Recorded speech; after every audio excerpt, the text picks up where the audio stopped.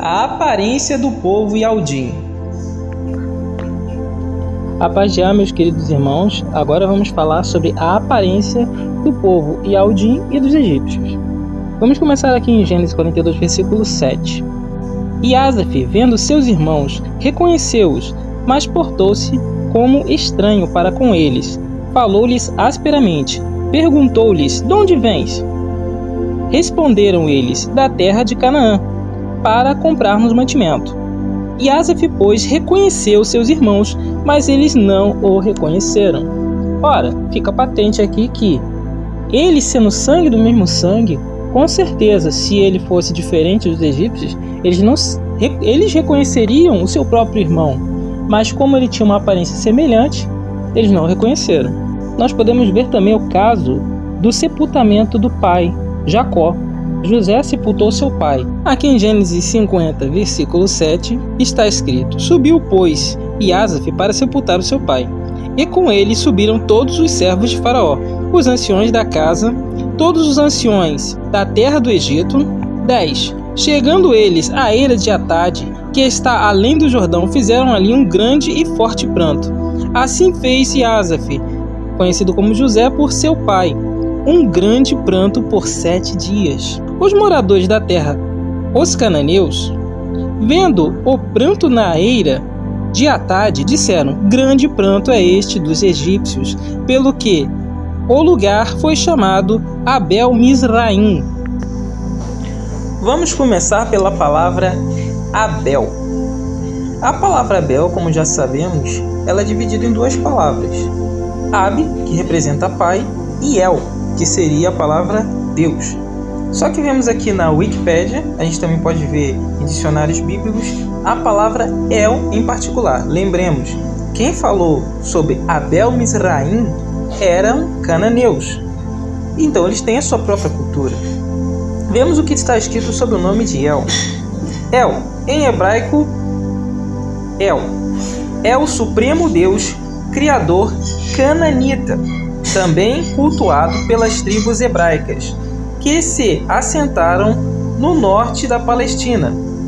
Seu nome, por vezes, é erroneamente utilizado como sinônimo de Yahu, Jeová ou Javé.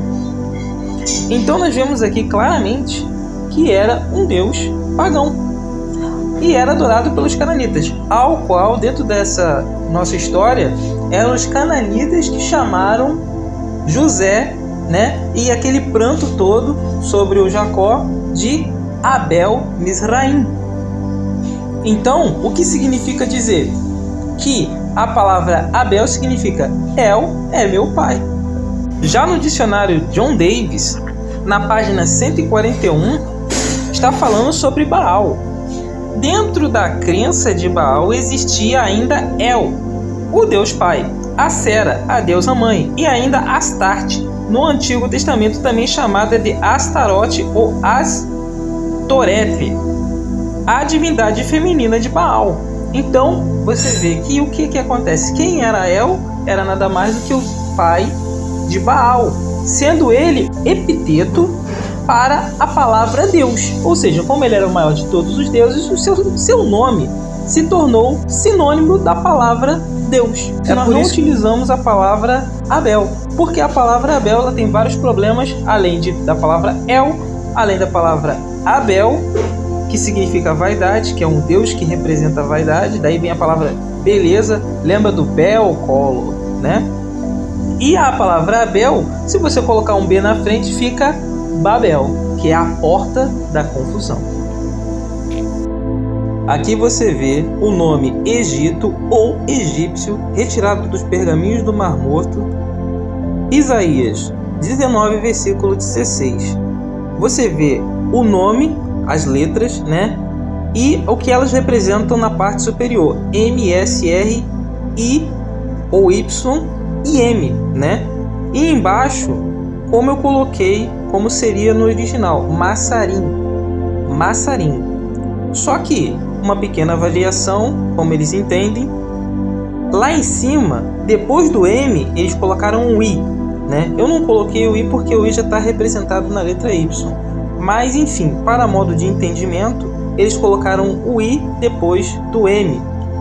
E eles colocaram um A depois do R. Logo, a palavra fica Mizraim, né? Então, esse é o significado e esse é o nome no original dos pergaminhos do Mar Morto.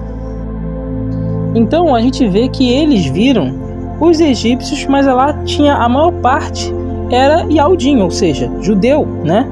E eles foram, todos eles, pelos próprios moradores que habitavam lá, eles falavam assim: poxa, grande é o pranto dos egípcios, vendo que não havia diferença física de nenhum deles. Todos eles eram semelhantes. Continuando, nós vemos o caso de Moisés. O que acontece? Moisés, como todo mundo já sabe a história, ele ficou durante 40 anos, né, como filho do faraó. Ele foi adotado.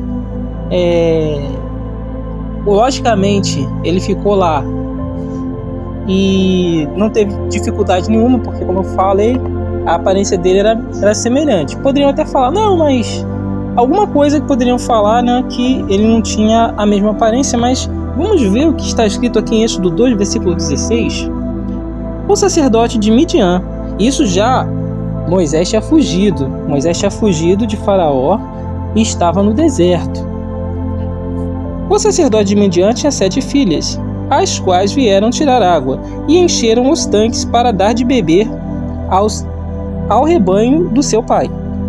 Então vieram os pastores e as expulsaram dali. Moisés, porém, levantou-se e as defendeu e deu de beber ao rebanho delas. Quando elas voltaram a Reuel, seu pai, este lhe perguntou: como é que hoje voltaste tão cedo? Responderam elas: um egípcio nos livrou da mão dos pastores e ainda tirou água para nós e deu de beber ao rebanho. Ora, veja com muita clareza. Se Moisés estivesse lá junto a Faraó, era uma coisa. Como José, ele foi confundido como egípcio. Ele podia dizer, estava com as vestes dos egípcios. Aqui estava totalmente fora do contexto. Ele estava no deserto, elas não o conheciam, ele não os conhecia. Ela viu ele e falou: um egípcio nos ajudou, mostrando claramente que ele tinha a mesma semelhança.